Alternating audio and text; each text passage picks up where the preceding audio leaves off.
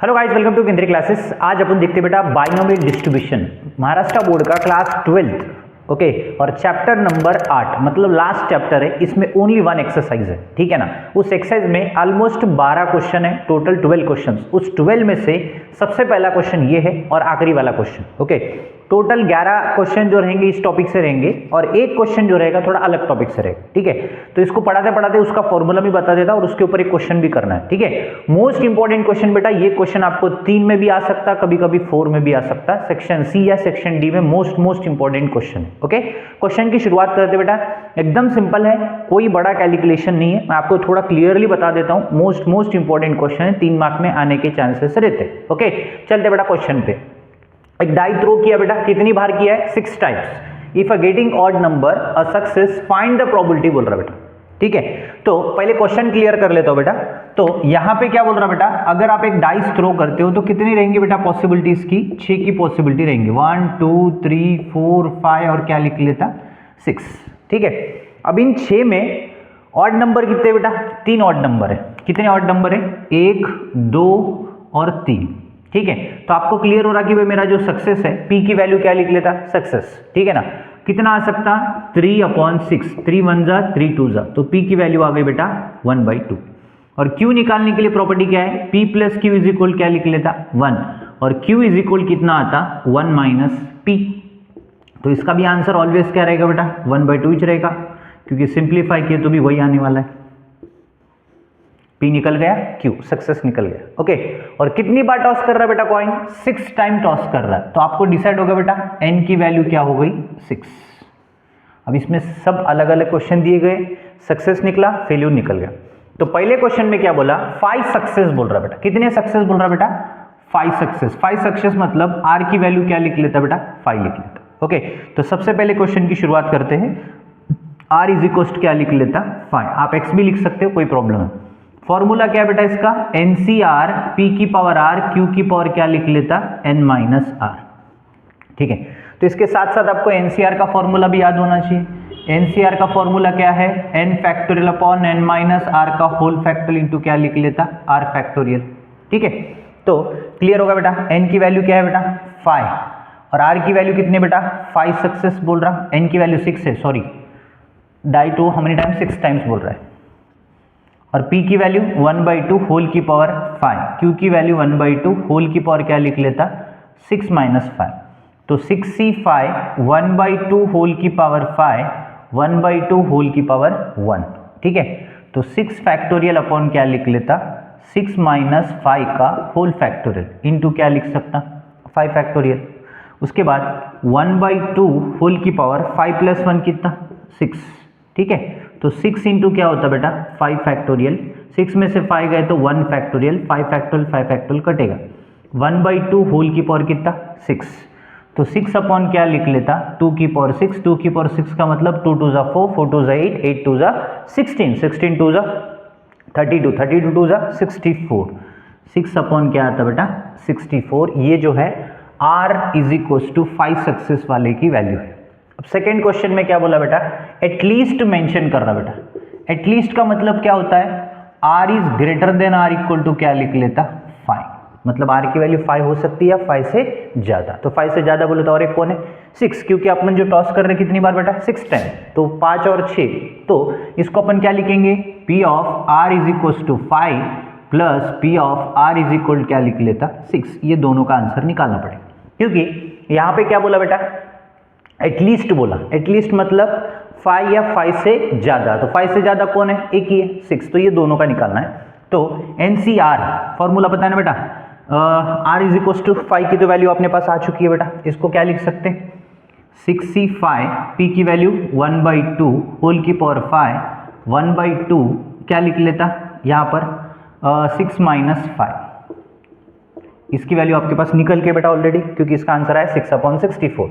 अभी निकालना किसका बेटा? इसका निकालना है 6C6 1/2 P की वैल्यू और होल की पावर 6, Q की वैल्यू 1/2 और 6 माइनस क्या होता? 6 0 हो जाता। तो इसका आंसर डायरेक्ट अपने को आया बेटा। यहाँ पे मैंने अभी सॉल्व किया, कितना बेटा इसका आंसर? 6/64।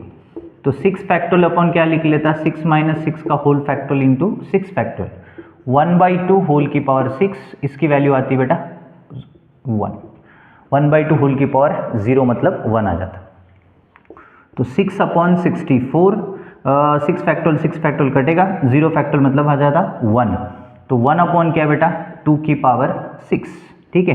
तो 6/64, 1/64 दोनों के डिनोमिनेटर सेम है। 6 + 1 कितना 7 अपॉन क्या लिख लेता 64। देख लो बेटा कंफ्यूज नहीं होना, एकदम सिंपल वाला, क्योंकि इन दोनों का जो आंसर है 7 अपॉन कितना आ रहा 64 आ रहा। अब तीसरा क्वेश्चन देखो बेटा, तीसरे क्वेश्चन में क्या बोला, एट मोस्ट 5 सक्सेस बोल रहा। कितने सक्सेस बोल रहा बेटा, एट मोस्ट 5 सक्सेस की बात कर रहे हैं, ठीक है। तो एट मोस्ट 5 सक्सेस मैं इधर भी बना सकता हूं, इधर ले लो कोई प्रॉब्लम नहीं। एट मोस्ट क्या बेटा, एट मोस्ट का मतलब less than are equal to 5, ठीक है। तो लेस देन 5 मतलब अपन इसको क्या लिखेंगे बेटा, लेस देन 5 बोलो तो बहुत कुछ आ जाता है। क्या क्या आ सकते हैं बेटा लेस देन 5 में, 0, 1, 2, 3, 4, 5 सब निकालने की जगह अपन इसको एक प्रॉपर्टी यूज करेंगे। क्या प्रॉपर्टी यूज करेंगे बेटा, ये पूरा निकालने की जगह 1 - P of R is greater then 5 लिख लेता। R इज ग्रेटर देन 5 मतलब अपन पूरा 5 निकालने की जगह एक 6 का निकाल के उसमें से माइनस कर देंगे तो बाकी 5 के आंसर आ जाते हैं। तो इसकी प्रॉपर्टी क्या लिखेंगे बेटा, पूरा बड़ा कैलकुलेशन करने की जगह 1 - P of R is greater then 5। Greater than 5 मतलब कौन है दूसरा 6 है। तो R इज इक्वल 6 की वैल्यू क्या थी बेटा, इसको अपन क्या लिख लेते, ग्रेटर देन 5 बोले तो P of R is equal क्या लिख लेता 6। R इज इक्वल 6 की वैल्यू आपके पास अभी निकल के बेटा कितनी, R इज इक्वल 6 की वैल्यू 1/2 की पावर 6 मतलब 1/64, 64 - 1/64 फाइनल आंसर कितना आता 63/64। मतलब याद रखना बेटा R इज इक्वल 0 मतलब R के जगह इक्वल टू 5 लिखना है। 5 सक्सेस मतलब एटलीस्ट, मतलब देख लो यहाँ पे एटलीस्ट का मतलब होता है greater than are equal to, at most का होता है less than are equal to. Okay, ये तीनों मिला के सेक्शन सी में पूछे जाते हैं, सब क्वेश्चन 1, सब क्वेश्चन 2 और सब क्वेश्चन 3। अगर सेक्शन सी में पूछा, नहीं सर 2 मार्क में अगर पूछा तो खाली कोई भी दोनों में से एक ही दिया जाता, 3 में पूछा तो 3 सब क्वेश्चन आते। मोस्ट इंपॉर्टेंट क्वेश्चन है, आंसर इसके देख लो बेटा। पहले वाले का 6/64, दूसरे वाले का 7/64। देख लो कैसे आया, greater than are equal to 5 मतलब 5 या 5 से ज्यादा, 5 से ज्यादा कौन है 6। अगर समझो आपकी जो डाइस है और ज्यादा फेंक रहे तो आपको और आगे बढ़ना पड़ता था, बट यहाँ पे हाईएस्ट वैल्यू क्या है, हाउ मेनी टाइम्स बोल रहा है बेटा 6 टाइम, तो n की वैल्यू 6 तक है, इसलिए 5 और 6 का आंसर ऐड करके अपन ने लिखा है 7/64। दूसरा less than are equal to 5 मतलब मालूम है ना, less than are equal to 5, less than are equal to 5 मतलब 1 2 3 4 5 सब निकालना पड़ता है। बट इसमें एक छोटी सी प्रॉपर्टी है, ये पूरा निकालने की जगह अपन क्या करते हैं उसको 1 - P of R is greater then 5 लिखते। ग्रेटर देन 5 बोलो तो कौन है, एक ही बंदा है, वो है 6। अगर आपने 6 का आंसर निकाल के 1 में से माइनस कर दिया तो जो बाकी 5 वाले उन सबका आंसर क्या आता 63 बाई कितना आता 64। ओके, मोस्ट इंपॉर्टेंट क्वेश्चन बेटा अच्छे से देख लेना, पेपर में आता है, सेक्शन सी में भी आ सकता, सेक्शन डी में भी आ सकता। ये चैप्टर नंबर कौन सा है, 8th चैप्टर बाइनोमियल डिस्ट्रीब्यूशन का मोस्ट इंपॉर्टेंट क्वेश्चन है पार्ट 2 का। ठीक है, ऐसे ही क्वेश्चन सेम कॉपी पेस्ट वाला एग्जाम्पल में आपको मिलेगा, वो भी ऐसे ही रहेगा, ऐसे ही करना है।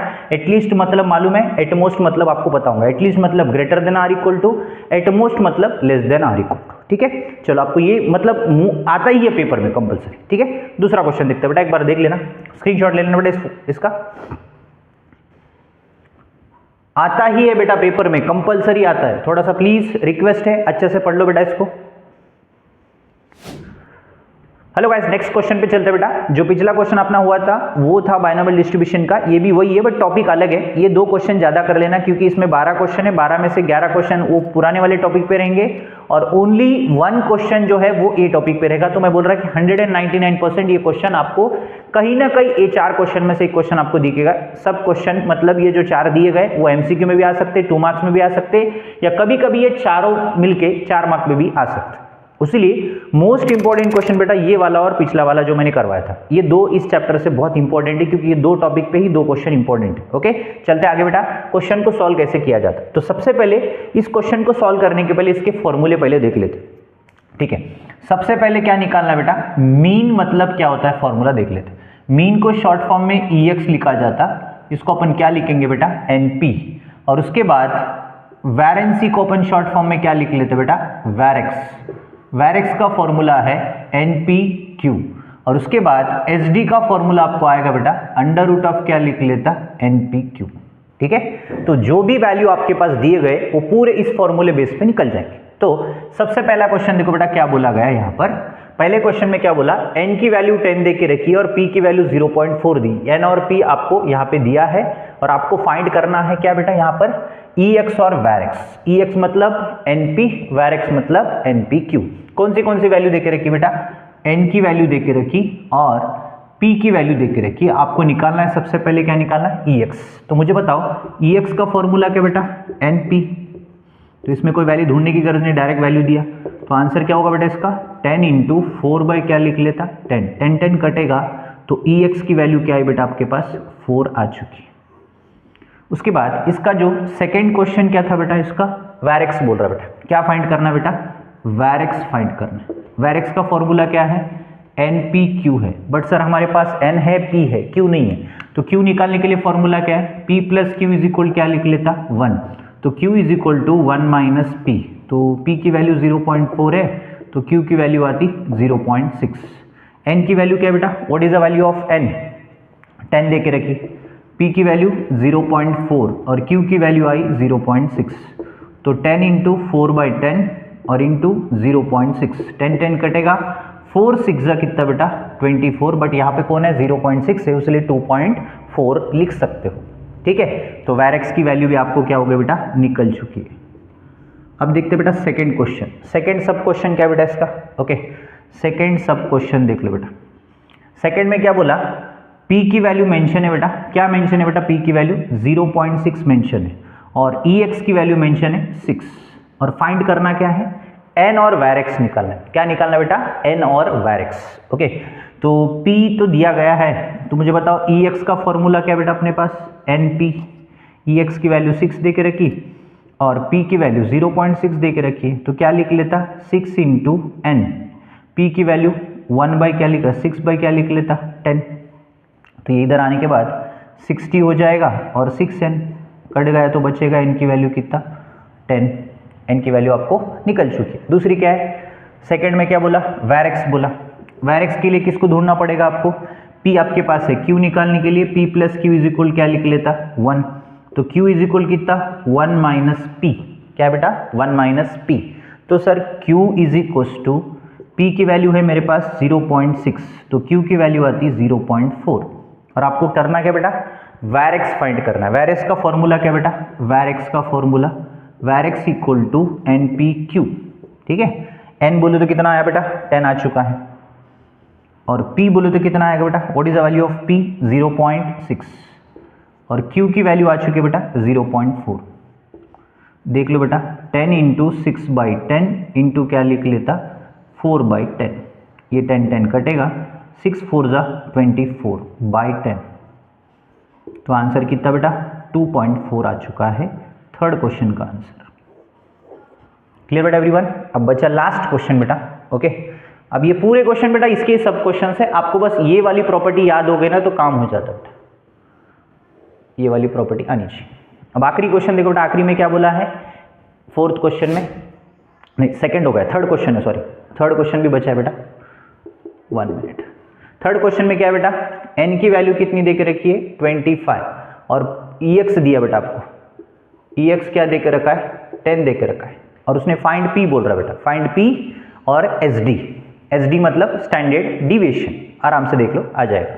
तो सबसे पहले बेटा p निकाल लेते हैं। p निकालने के लिए देख लो, n तो पता है, ex मतलब कितना आता, np is equal to 10। n की वैल्यू 25 है तो p की वैल्यू आपको आई गई बेटा यहाँ पे, p इज इक्वल क्या लिख लेता, 10 बाई 25। 10 बाई 25 मतलब कब आता बेटा इसका, p इज इक्वल टू 2 जा 5 5 जा, तो p की वैल्यू आ चुकी है बेटा 2 बाई 5।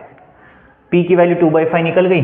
अब ex है, अब अपने को p तो निकल गया, sd निकालना है। sd के लिए q निकालना पड़ेगा ना बेटा, q इज इक्वल क्या है, 1 माइनस p, तो 1 माइनस 2 बाई 5, तो q इज इक्वल क्या आता, 3 बाई 5 लिख लेता, 5 1 जा 5, 5 में से 2 गए तो 3 बाई 5, p भी निकला q भी निकला। स्टैंडर्ड डिविएशन मतलब फॉर्मूला क्या बेटा, अंडर रूट ऑफ क्या लिख लेता, वैर एक्स। ठीक है, अंडर रूट ऑफ क्या बेटा, वैर एक्स। एक सेकेंड, ये दिख रहा है क्या, देखता हूँ, हाँ दिख रहा है, कितना बेटा, वैर एक्स।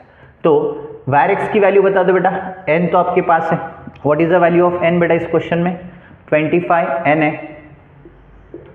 और p की वैल्यू 2/5 और q की वैल्यू 3/5। देख लो बेटा आंसर क्या आता, 25 कटेगा, अंडर रूट ऑफ कितना 6।